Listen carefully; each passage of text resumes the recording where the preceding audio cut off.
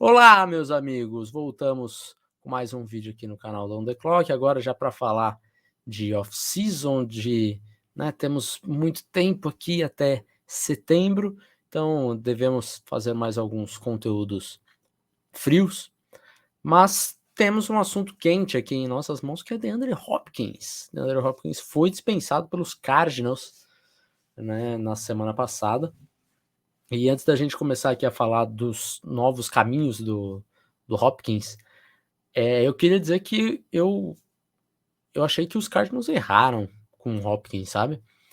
Quando se falava em trocar o Hopkins, eles pediam uma segunda, até numa troca semelhante que os Panthers fizeram com o McCaffrey. Isso foi a pedida inicial dos Cardinals com o Hopkins. Esse valor que foi a troca do McCaffrey, jamais que alguém pagaria num wide receiver da idade do Hopkins, com o cap que viria junto com ele, né? Então, eu acho que os Cardinals erraram muito, pesaram muito a mão no valor na pedida inicial e fica difícil de negociar essa pedida. Negociar de qualquer forma. Imagina você não tá no Fantasy lá, você fala, tô vendendo o Stephon Diggs. Daí vem um fulano, fala, quero comprar, eu te dou o Rondale Moore no lugar dele.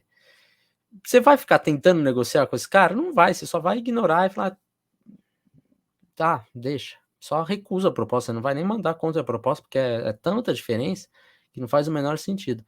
Então, eu acho que foi um pouco os Cardinals, sabe? Acho que eles perderam a oportunidade de realmente ter conseguido trocar o Hopkins.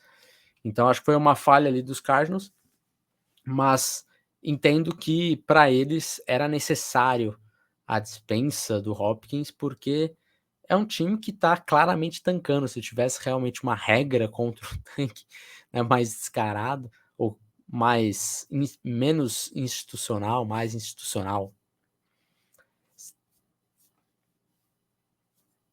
Agora entendo para os Cardinals que faz total sentido a dispensa, porque é um time que tá quase que institucionalizou o tanking ali, né? Pelo menos nesse ano. Então dá para entender que eles não faz o menor sentido você pagar tudo isso no Hopkins agora, para um time que não vai disputar nada. Então é melhor ele não ter um time que ele não vai prejudicar ganhando partidas, sabe? Mas a NFL a gente sabe que não faz tanta. Faz uma vista grossa, na verdade, para questões de tanking. Então, acho que é aquele tanking institucional, né? Mas é isso, vamos ver para onde que vai DeAndre Hopkins agora que saiu dos Cardinals. Alguns pontos que o Hopkins exige, tá? Ele exige QB1, que seja líder no vestiário, um QB veterano. Então ele chegou a falar que ele já passou da fase da carreira dele que ele vai jogar com quarterback novato. Então, Houston Texans, Carolina Panthers, Tennessee Titans, acho que esses três a gente pode tirar por conta disso, mesmo que nos três casos fariam algum sentido, né? Três times você consegue manipular o cap ali suficiente para ele entrar, que precisa de wide receiver, mas o Hopkins não quer, então isso daqui a gente pode deixar de lado. Ele também exige boa defesa, que nas palavras de DeAndre Hopkins, grandes defesas ganham o campeonato. E um último ponto, que ele precisa de estabilidade, porque também passou por muita instabilidade na carreira, 4 GM já, né, na carreira da NFL. Então, pensando já num time com uma tranquilidade maior ali, que já tem um head coach e um GM há um certo tempo no time e tudo mais, tá? Alguns quarterbacks que ele disse que gostaria de jogar, e aqui eu trago em primeiro ponto o Josh Allen, e não é uma ordem aleatória aqui. Ele realmente, quando ele citou, ele falou bastante do Allen, que era um quarterback que ele amava jogar, amava ver, ou ama ver jogar, que é o quarterback favorito dele nos últimos anos, de ver jogar e como ele evoluiu e tudo mais. Então, falou firme aí para Buffalo Bills, né, para Josh Allen. Patrick Mahomes, ele falou, obviamente, né, Patrick Mahomes, E Lamar Jackson foi um cara que ele falou que gostaria de jogar porque é muito subestimado e tudo mais. O Herbert e o Hurts, tá? Herbert é um bom quarterback fusão aí, né? Herbert e Hurts.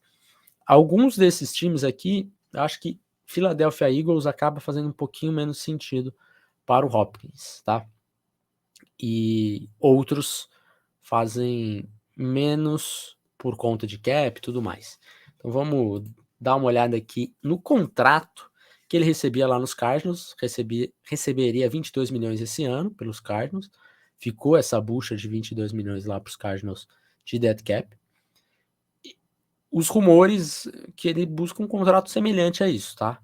Então não vai conseguir encontrar DeAndre Hopkins no precinho, é camarada, vem ganhar um anel aqui com o meu time, que o meu time é forte, te dou 6 milhões, você vai disputar. Não vai acontecer isso, tá? Pelo menos não na ideia inicial dele. Pode ser que ele mude de ideia, mas a princípio ele está buscando algo próximo de 20 milhões de dólares. Eu acho um contrato um pouquinho caro ainda, principalmente por a gente estar em maio, né? Os times, eles já se movimentaram pela free agents, já fizeram o que tinha que fazer. Então, alguns times, eles vão encontrar dificuldades para encaixar um contrato de 20 milhões no cap esse ano, tá? Então, complica um pouco, eu acho que ele vai acabar assinando um pouquinho menos. Quanto que ele deve assinar efetivamente, eu vou falar daqui a pouco.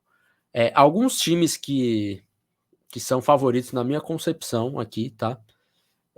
A ficar com o DeAndre Hopkins. Para mim, Bills e Chiefs são os favoritaços, tá? E aí correm por fora Jets, Chargers, Patriots, até os Browns, se a gente quisesse colocar aqui, mas esses dois primeiros eu acho que são os grandes favoritos. Bills e Chiefs fazem muito sentido, eles conseguem manipular o cap a ponto, né, dele entrar, e são dois times que precisam de wide receivers também, né? Os Bills têm o Diggs, que é excelente, mas falta um wide receiver número 2, o Gabe Davis não é um cara que você queria para ser o seu wide receiver 2 num time que teoricamente é para ganhar a NFL, né, ser contender máximo. E os Chiefs, a realidade é que os Chiefs, ninguém sabe exatamente quem é o wide receiver número 1 dos Chiefs nesse momento, né? Porque se fala no Kadarius Toney, só que o Kadarius Toney se machuca toda hora. Enfim, tá muito em aberto ali também, então muita necessidade nesses dois times faria muito sentido para os dois times. Jets, eu acho que encaixa tudo no que ele exigia ali, né? Que eu trouxe aqui, mas uma necessidade menor de wide receiver. E aí temos Chargers e Patriots. Patriots eu acho que realmente fica ali no quinto, sexto time, né, junto com o Browns, mas também traz alguns pontos daquilo que ele exigiu, e é um time que aparentemente estava tentando trocar por ele, então a gente sabe que tem um interesse ali, claro, dos Patriots com um jogador. Inclusive, nesse momento que eu estou gravando, ele postou no Instagram ele vendo o jogo dos Patriots na virada em cima dos Falcons no Super Bowl.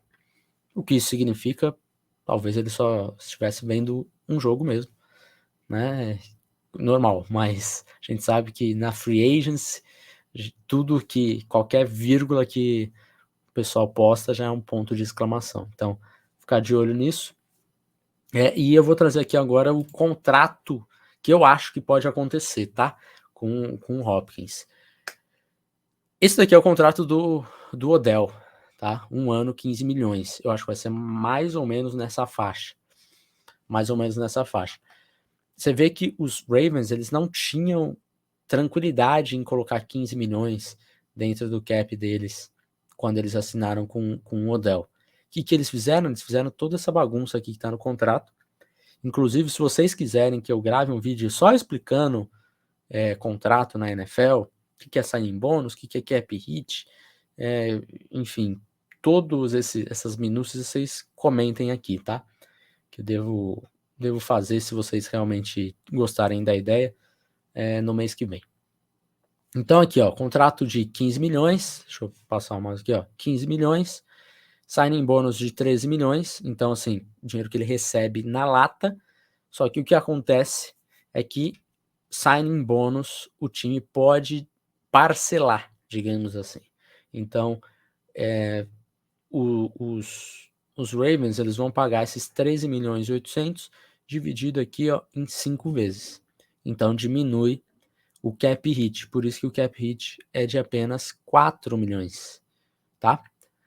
Então, essa aqui é uma forma desses times de encaixar aí o DeAndre Hopkins. Eu acho que vai ser um contrato parecido com o Odell.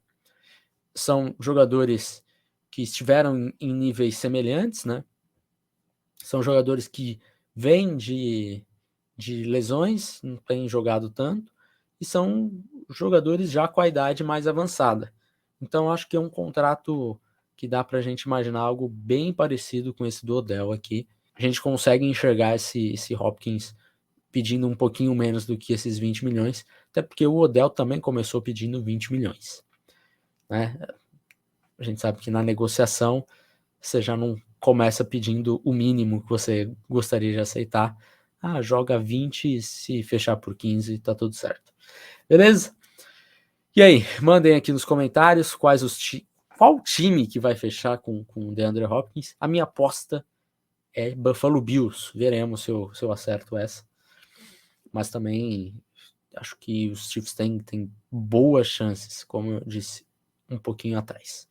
Certo? Então, comentem aqui embaixo. Não esqueça de deixar o seu likezinho para ajudar a gente. Comenta também se você quer vídeos sobre contratos, para você entender essa bagunça toda que é isso aqui. Beleza? Um abraço para vocês, até mais.